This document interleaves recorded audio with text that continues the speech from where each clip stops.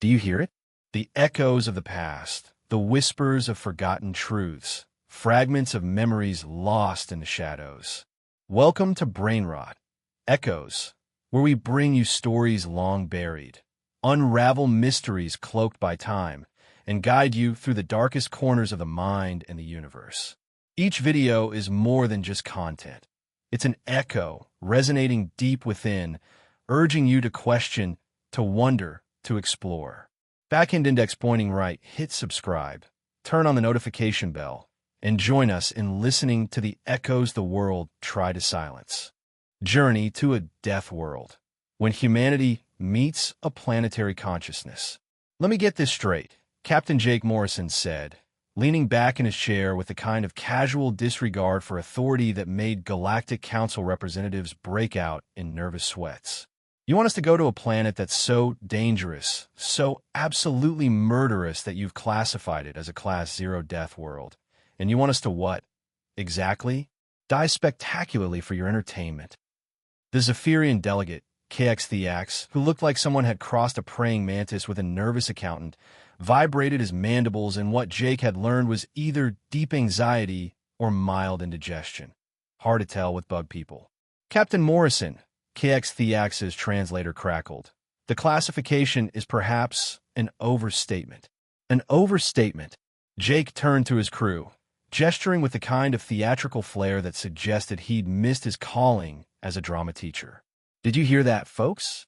Apparently, calling a planet certain death incarnate might be just a teensy bit of an exaggeration. Chief Engineer Emma Hartford snorted from her position at the conference table. That's like saying the vacuum of space is mildly inconvenient for breathing, or that black holes are somewhat gravitationally enthusiastic, added Dr. Alex Rivera, the mission xenobiologist, not looking up from his tablet, where he was undoubtedly reading the planet's death statistics like they were baseball scores. KX Theax's compound eyes swiveled between the humans with the rapid, panicked movement of someone watching a tennis match played with grenades. Perhaps if I could explain the situation. Oh, by all means, Jake said, spreading his hands in a gesture of mock generosity. Please enlighten us about this delightful vacation destination you've picked out. The Zephyrian's translator wheezed. Apparently, even their technology was stressed by this conversation. The planet designated as Zerian 7 was discovered 3 rotations ago by our Deep Space Survey team. Initial scans suggested it was unsuitable for colonization. Unsuitable how? This came from Lieutenant Commander Beth Kowalski, the mission's tactical officer, who had the unsettling ability to make even casual questions sound like interrogation techniques. Well, KX Theax began, and Jake could swear he heard the alien's exoskeleton creak with anxiety. The atmospheric conditions include regular acid storms. The wildlife consists primarily of apex predators with a documented fondness for consuming visitors. The plant life is universally carnivorous. The weather patterns include something our meteorologists have termed gravity hurricanes, and the local microbiome appears to view any foreign organic matter as a sort of buffet. The conference room fell silent, except for the gentle hum of the ship's life support systems. Jake counted 10, then 20, then gave up and just stared at the alien. And you want us to go there, why? Because, KX Theax said, and his translator actually hiccuped, our scientists had detected mineral deposits that could revolutionize galactic energy production. Deposits that are located deep within the planet's most challenging regions. Challenging, Emma repeated flatly. You mean the parts where even the rocks try to eat you? The geological formations do display unusual appetites, yes. Dr. Rivera finally looked up from his tablet, his expression the particular blend of fascination and horror that scientists got when confronted with something genuinely impossible. I've been reading the survey data, he said slowly. According to this, the planet's ecosystem has evolved beyond conventional predator-prey relationships into what can only be described as competitive omnicide. Competitive omnicide? Jake repeated. That's a new one even for us. The trees hunt in packs, Rivera continued, seemingly unable to stop himself. The grass has developed what appears to be a primitive but effective intelligence network. And there's something called a murder butterfly that's apparently the size of a small aircraft and shoots acid. Well, Beth said, with the kind of grim enthusiasm that made Jake remember why he'd specifically requested her for his crew. At least it sounds interesting. Jake looked around the table at his team. Emma was already pulling up engineering schematics on her tablet, probably designing equipment modifications that would be necessary for survival. Rivera was taking notes like he was planning a nature documentary rather than a potential death sentence. Beth was cleaning her sidearm with the methodical precision of someone who viewed imminent danger as a professional challenge. These were his people, his wonderfully, terrifyingly competent people. "All right, bug boy," Jake said, turning back to KX Theax with a grin that made the alien's antenna twitch with alarm. "We'll take the job." "You will." The translator actually managed to convey genuine surprise. "But surely you understand the risks." "Oh, we understand the risks," Jake interrupted. "We're humans. Understanding risks is kind of our thing, right along with completely ignoring them when there's something interesting on the other side." 3 days later, Jake found himself strapped into the pilot's seat of their modified exploration vessel, the Spite, named, according to Emma, because spite is the only thing that keeps us alive in situations like this. The ship had been hastily retrofitted with what the Galactic Council's engineers had optimistically termed enhanced survival systems, which mostly seemed to consist of extra armor plating and a medical bay that looked suspiciously like a morgue with pretensions. Approaching Zirian 7, Jake announced over the comm system, "Everyone ready to meet our new best friend?" "Define ready," came Emma's voice from the engine room. "Because if ready means prepare to die horribly, then yes, absolutely. That's the spirit," Jake said, watching the planet grow larger on the view screen.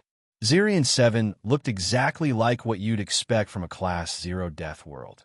Swirling storms that seemed to glow with their own malevolent light, continents that were disturbingly dark even where they should be reflecting sunlight, and an atmosphere that appeared to be actively writhing. Atmospheric entry in 30 seconds, he continued. "Dr. Rivera, what's our welcome committee looking like?" "Well," Rivera's voice crackled through the comm with barely contained scientific excitement, "I'm detecting approximately 17 different types of airborne predators converging on our approach vector. Most of them appear to be curious about our arrival. Curious in a hello new friends way, or curious in a hello lunch way? Definitely the second one." "Outstanding." Jake began the atmospheric entry sequence, feeling the familiar thrill that came with deliberately flying into danger. "Beth, are our defensive systems online?" "All weapons systems green," Beth replied with professional satisfaction, "though I should mention that half of these creatures appear to be bulletproof. And the other half worse than bulletproof," Rivera added. "They seem to metabolize kinetic energy." "Of course they do." Jake watched the first wave of flying nastiness approach on his tactical display. They looked like someone had crossed a pterodactyl with a buzzsaw and given the whole thing anger management issues. "Emma, how are our shields holding up?" "They're not," came the cheerfully grim response. "These things are putting out some kind of electromagnetic pulse that's playing havoc with our defensive grid. Also, one of them appears to be trying to mate with our port nacelle. Can we discourage it? I'm routing power to the external hull. If that doesn't work, I'll try playing some death metal." "The music, or the actual screaming of dying metal?" "Yes." The ship shuddered as something large and presumably unfriendly made contact with their hull. Jake watched his instrument readings dance around like caffeinated fireflies and decided that this was probably not the time for casual banter. "All right, people, we're going in hot," he announced, angling the ship toward what looked like the least hostile landing zone, which was still approximately as welcoming as a blender full of razors. "Rivera, what's our target zone looking like?" "Promising," Rivera replied, and Jake could hear the barely restrained glee in his voice. "I'm reading massive energy signatures from the mineral deposits, but they're surrounded by what appears to be a self-organizing ecosystem of predatory plants." "Self-organizing how?" "They formed what can only be described as a military hierarchy. There appears to be a command structure." Jake considered this. "The plants have organized themselves into an army. That's one way to put it. Yes. And we're landing in the middle of their territory. Technically, we're landing in their capital city. Jake laughed, the kind of laugh that probably should have been concerning, but instead felt perfectly appropriate for the situation. Emma, I need everything you've got for the landing sequence. Define everything. Emma's voice came back, accompanied by the sound of what might have been explosions or might have been her usual engineering techniques. It was often hard to tell the difference. Everything that will keep us from becoming fertilizer for the local flora. Oh, that everything. Yeah, I can work with that. The ship bucked and rolled as Jake brought them through the atmosphere, dodging between flying predators that seemed to view their vessel as either a threat to be eliminated or a toy to be played with until it broke. The landscape below was a spectacular vista of natural beauty and concentrated lethality. Crystalline formations that sparkled with their own inner light, forests that moved with unnaturally coordinated precision, and weather patterns that appeared to be plotting against them personally. Landing zone in sight, Jake announced, eyeing a clearing that looked relatively free of immediate death. And by relatively, I mean there were only about 50 different ways to die instead of the usual 100. I've got good news and bad news about the landing zone, Rivera chimed in. Bad news first. Always bad news first. The clearing appears to be a feeding ground for something the size of a city block. And the good news is it's currently asleep. How soundly? Unknown, but I'm detecting massive seismic activity every time it breathes. So probably not the kind of sleeper you want to wake up with landing thrusters. Jake studied the readings, then made the kind of decision that had earned humans their reputation throughout the galaxy as either the bravest species in known space or the most catastrophically stupid, often both simultaneously. Emma, can you give me a soft landing? Define soft. Soft enough that we don't wake up the neighborhood kaiju. I can try. Fair warning, though, our landing thrusters are going to sound like a heavy metal concert regardless. Then we'd better hope it's a heavy sleeper. The landing was, by human standards, relatively smooth. By the standards of anyone with functional self-preservation instincts, it was a barely controlled crash that somehow didn't result in immediate death. The ship settled onto what appeared to be solid ground, with only minor explosions and the kind of ominous creaking that suggested their hull was having philosophical disagreements with local physics.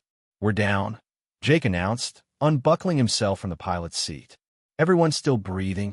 Technically, came Emma's voice, though she sounded slightly more frazzled than usual, though I should mention that our hull integrity is now at about 60% and dropping. Dropping? Why? The local atmosphere appears to be mildly corrosive. Also, something is trying to digest our landing gear. Jake made his way to the main cabin, where his crew was gathering, checking equipment, and looking like they were preparing for either a nature hike or a military assault. With this group, the distinction was often academic. All right, people, he said, shouldering his pack and checking his sidearm. Let's go make first contact with the locals. Rivera, what's our immediate threat assessment? Rivera consulted his scanner with the focused intensity of someone reading their own obituary. I'm detecting movement all around us, but it's strange. The local wildlife seems to be maintaining a perimeter rather than attacking directly. They're surrounding us? Beth asked, and Jake noted that she said it the way most people might ask about the weather. It appears so, but they're not advancing. It's almost like they're curious. Curious or cautious? Emma asked, sealing her helmet and running through her equipment check. Hard to say. Possibly both. I'm also detecting some kind of communication between the various species out there. Subsonic frequencies, chemical markers, even what might be electromagnetic signals. Jake paused at the airlock, considering this. They're talking to each other about us. That's my assessment, yes. Well, Jake said, cycling the airlock, let's go introduce ourselves properly. The surface of Zirian 7 was, Jake had to admit, spectacular in the way that natural disasters were often spectacular. Beautiful, terrible, and completely capable of killing you if you looked at it wrong. The air was thick with the kind of humidity that suggested the planet was actively trying to dissolve them, and the landscape was a riot of colors that definitely didn't exist in any normal spectrum. The trees were the first thing that caught his attention, mostly because they were clearly watching him. Not in the metaphorical sense that all forests seem to watch visitors, but literally watching him with what appear to be eyes, multiple eyes. Eyes that tracked his movement with predatory intelligence. "Rivera," Jake said conversationally, "please tell me those trees aren't as hostile as they look." "Well," Rivera replied, consulting his scanner, "the good news is that they're not immediately hostile. And the bad news is they appear to be evaluating whether we're worth the effort of eating." How flattering. The ground beneath their feet was spongy in a way that suggested it might not actually be ground in the traditional sense. Jake was fairly certain he could feel it responding to their footsteps, almost like it was tasting them through their boots. "The mineral deposits are approximately 2 kilometers in that direction," Rivera said, pointing toward what looked like a crystalline mountain range that seemed to be generating its own weather system. "The energy readings are off the charts." "What kind of energy?" Emma asked, running her own scans. "Unknown. It's not matching any signatures in our database. Whatever it is, it's incredibly dense and appears to be actively contained by the local geology." They began making their way across the landscape, and Jake had to admit that for a Class 0 death world, Zirian 7 was showing remarkable restraint in not immediately killing them. The local wildlife maintained their perimeter, watching with what appeared to be professional interest rather than immediate hunger. The plants swayed in patterns that suggested communication rather than simple wind response. Even the air seemed to be actively analyzing them rather than just corroding their equipment.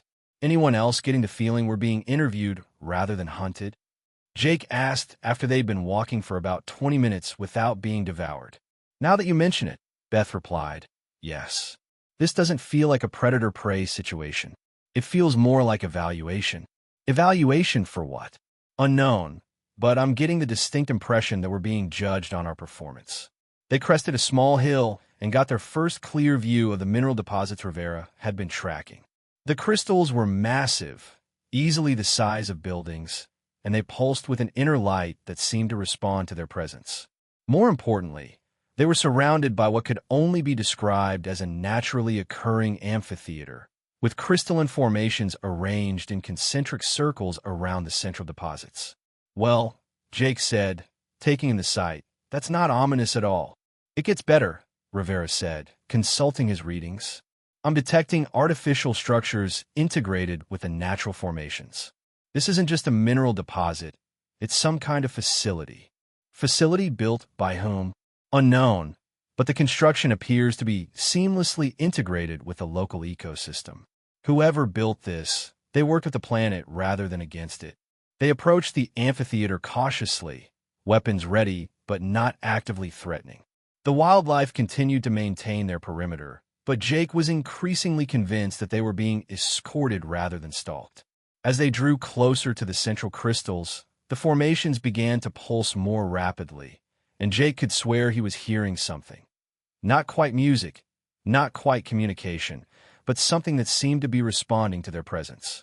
"Rivera," he said, "are you getting audio readings from those crystals?" "I am. It appears to be some kind of harmonic resonance, but the patterns are too complex to be natural. There's definitely intelligence behind this." They reached the edge of the amphitheater, and Jake stopped, studying the arrangement. The crystals were beautiful, certainly, and the energy readings were everything the Galactic Council had hoped for. But there was something else here, something that suggested this wasn't just a mining opportunity. "Emma," he said, "what's your assessment of the technology integration here?" Emma was running her scanners over the nearest crystal formation, and her expression was shifting from professional interest to something approaching awe. "Jake," she said slowly, "this isn't just technology integrated with biology.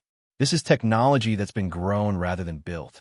The crystalline structures are using the planet's ecosystem as a manufacturing base." "Manufacturing what?" "Near as I can tell, the planet itself." Jake felt that particular chill that came with realizing you'd stumbled into something much bigger than expected. "Explain the energy signatures, the coordinated behavior of the wildlife, the self-organizing ecosystems. It's all connected. This entire planet appears to be one massive living machine." "Machine built by whom?" "That," Rivera said, looking up from his own scans, is a very good question, but I think we're about to get an answer.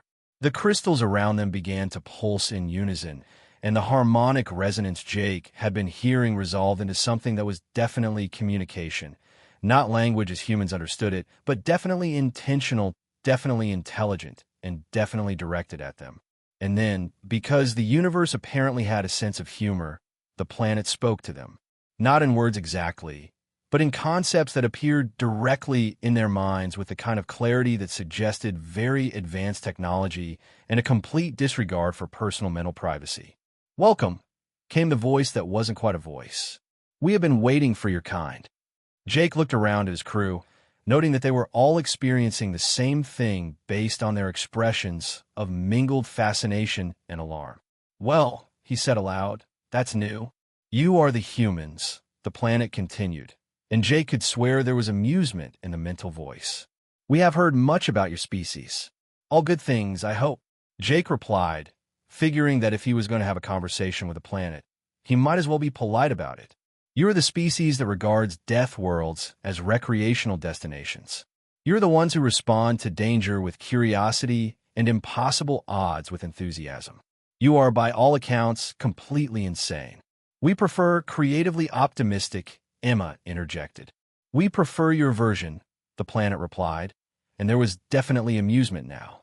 "It is refreshing to encounter a species that views our defensive measures as entertainment rather than deterrent." "Defensive measures?"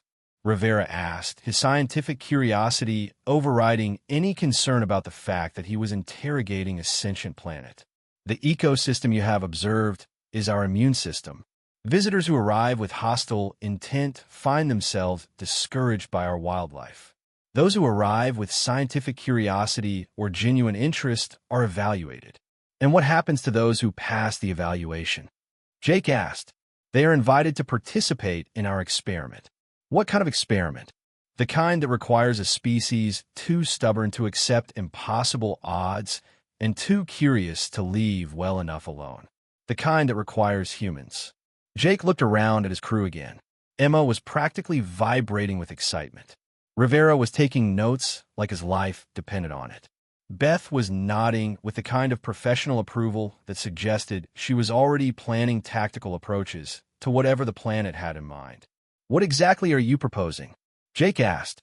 "We are a collective intelligence grown from the merger of organic and technological evolution. Our creators departed long ago, but they left us with a purpose: to shepherd the development of species capable of transcending their original limitations." "And you think we're candidates for transcendence?"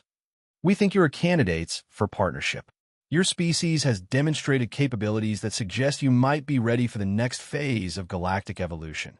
Learning to think like planets rather than individuals, learning to act on timescales measured in millennia rather than years, learning to view entire star systems as environments to be cultivated rather than resources to be exploited." Jay considered this, then looked at his crew. "What do you think, people? Interested in a career change? What exactly would this partnership involve?" Emma asked practically. "Integration with our systems. Not assimilation. We have no interest in eliminating your individuality. Rather, enhancement. Your biological and technological capabilities expanded and merged with our own. Your lifespans extended to match the scale of our projects. Your consciousness expanded to encompass planetary rather than merely personal perspectives. And in return," Beth asked, "you help us shepherd other species through their own evolutionary transitions. You become gardeners of civilizations, helping younger species develop the wisdom to match their technological capabilities." Rivera looked up from his notes. "How many species have you made this offer to?" "You are the first. Previous species either lacked the necessary combination of intelligence and adaptability or were too risk-averse to consider such a proposition. You are the first to view our defensive systems as an interesting challenge rather than an insurmountable obstacle." Jake laughed, the sound echoing strangely in the crystalline amphitheater. "So basically, you need us because we're the only species crazy enough to say yes to becoming planetary gardeners." "That is surprisingly accurate. And if we refuse?" Then you return to your ship with samples of our mineral resources as originally planned. The Galactic Council receives their energy solutions, and we remain hidden until another suitable species emerges. No pressure, no threats, no consequences, none whatsoever. Choice made under coercion is not true choice. Jake looked around at his crew one more time. These were people who had followed him to a Class Zero death world because it sounded interesting. People who viewed impossible odds as professional challenges. People who had just been offered the opportunity to help guide the development of entire civilizations. How long do we have to decide, he asked. As long as you require. Time moves differently for us than for you. In that case, Jake said, I think we need to discuss this among ourselves. Of course, we will withdraw our presence while you deliberate. The mental voice faded, leaving them alone in the crystalline amphitheater with what was possibly the biggest decision in human history. Well, Emma said after a moment. That escalated quickly. Thoughts? Jake asked, settling onto one of the crystal formations. From an engineering perspective, Emma said the integration they're describing sounds incredible. The technological capabilities they're offering could advance human civilization by millennia. From a biological perspective, Rivera added, the evolutionary implications are staggering. We'd be talking about conscious evolution, guided development of capabilities we can barely imagine. From a tactical perspective, Beth contributed, it sounds like the ultimate long-term assignment. Instead of protecting one species on one world, we'd be protecting and guiding the development of entire civilizations. Jake nodded. And from a practical perspective, it sounds like exactly the kind of insanely ambitious project that humans would be stupid enough to attempt and stubborn enough to succeed at. There's that, Emma agreed. The question is, Rivera said, are we making this decision just for ourselves or for our entire species? I think, Jake said slowly, we're making it for ourselves. If it works out, there will be opportunities for others. If it doesn't, well, at least we'll have tried something spectacular. And if we say no, Beth asked, then we go home with some very nice mineral samples and the knowledge that we turned down the chance to become cosmic gardeners. Emma laughed. When you put it like that, it sounds like a pretty easy choice. It is, isn't it? Jake stood up, decision made. All right, people, time to vote. All in favor of the most ridiculously ambitious career change in human history? 3 hands went up immediately. Opposed? Silence. Abstention? More silence. Well then, Jake said, feeling the familiar thrill that came with diving headfirst into the unknown. I guess we're becoming planet shepherds. He reached out mentally the way the planet had taught them and felt the vast intelligence respond immediately. We've made our decision, he said aloud. We are pleased, came the response, and Jake could feel genuine happiness in the mental voice. Shall we begin? One question first, Emma interjected. What happens to our ship, to our connection to humanity? Your vessel will be preserved and maintained. Your connection to your species will be enhanced rather than severed. You will become ambassadors between human civilization and the greater galactic community we are building. And our families? Our friends. You will see them again, though changed. You will have much to show them, much to teach them, and much to offer them when they are ready. Jake looked around at his crew one more time. Everyone ready? Define ready, Emma said with a grin. Ready to become something unprecedented in human history. Well, Beth said, checking her sidearm one last time before holstering it. It beats retirement. The transformation began gently, more like an invitation than an invasion. Jake felt his consciousness expand, touching the vast network of intelligence that was Zirian 7, feeling the planet's slow, patient thoughts and its deep connection to the cosmic processes that shaped star systems and guided the evolution of species. But underneath the vast planetary perspective, he was still Jake Morrison, human explorer, captain of a crew that had just volunteered for the most ambitious job in galactic history. Still the guy who looked at impossible odds and said, sounds interesting. The planet's amusement touched his expanded awareness. Yes, it agreed. You would do very well indeed. 6 months later, the first reports reached the Galactic Council about the mysterious energy signatures emanating from Zirian 7. The planet, previously classified as a Class 0 death world, was now broadcasting what appeared to be messages of welcome to passing ships. More disturbing to the Council's sense of proper classification, several survey teams had reported that the planet's wildlife was now actively helpful to visitors. The weather patterns had become remarkably convenient for exploration, and the mineral deposits were practically organizing themselves for easy extraction. Most disturbing of all, the human crew that had been sent to investigate the planet had sent back a brief message indicating that they were pursuing extended research opportunities and would be in touch soon with some very interesting developments. KX Theax, when pressed for his opinion on these developments, could only click his mandibles nervously and observe that involving humans in anything invariably led to unexpected complications. He was, as usual, absolutely correct. But as Jake Morrison could have told him, if Jake hadn't been busy learning to think on geological timescales while simultaneously planning the galactic welcome party for humanity's eventual expansion into the stars, sometimes the best complications were the ones you never saw coming. Especially when they involved humans who had just added planetary consciousness to their already impressive list of things they could do that made the rest of the galaxy question their own life choices. The universe, it seemed, was about to become a much more interesting place. And somewhere in the depths of space, other ancient intelligences were taking notice of the newest addition to their ranks, wondering what would happen when a species too stubborn to accept limitations was given the tools to reshape entire star systems. They were, Jake thought, with the part of his consciousness that was still irrepressibly human, about to find out.